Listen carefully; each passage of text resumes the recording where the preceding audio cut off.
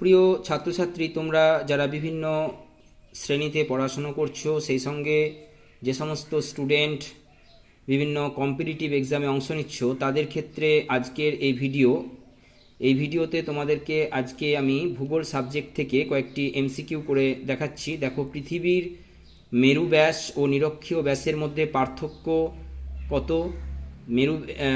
নিরক্ষীয় ব্যাস আমরা জানি 12,757 কিলোমিটার এবং মেরু ব্যাস 12,714 কিলোমিটার। তাহলে মাইনাস করলে কত হবে? 43 কিলোমিটার। তাই অপশান হস্যই, অর্থাৎ 43 কিলোমিটার।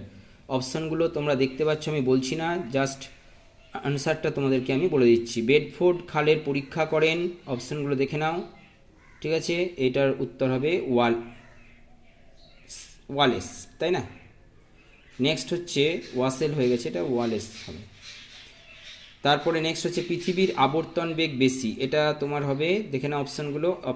এই প্রশ্নের উত্তর হবে নিরক্ষরেখায়। একটি অদ্বিতীয় সম্পদ এদের মধ্যে হবে, অপশানগুলো দেখে নাও, এদের মধ্যে হবে ক্রায়োলাইট।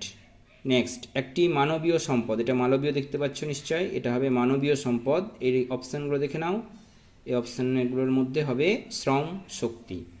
পৃথিবী যে পথে সূর্যের চারিদিকে ঘোরে সেটা হচ্ছে কক্ষপথে পৃথিবী কী করে? সূর্যের চারিদিকে ঘোরে। ডিগবয় ভারতের কোন রাজ্যে অবস্থিত? ডিগবয় ভারতের অসমে অবস্থিত।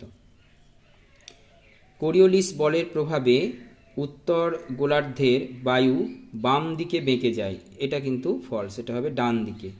উত্তর গোলার্ধে ডান দিকে আর দক্ষিণ গোলার্ধে বাম দিকে। এটা হচ্ছে বহিস্থ হবে, তাই না?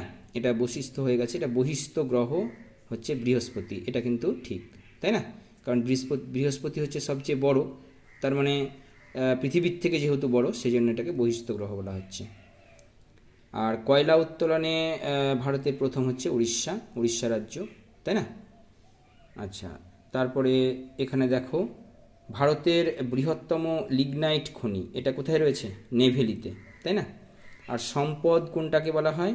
সম্পদ হচ্ছে অভাব মোচনের ক্ষমতা। আর প্রবাহমান সম্পদ কোনটা? প্রবাহমান সম্পদ হচ্ছে সৌরশক্তি। Thank you for watching.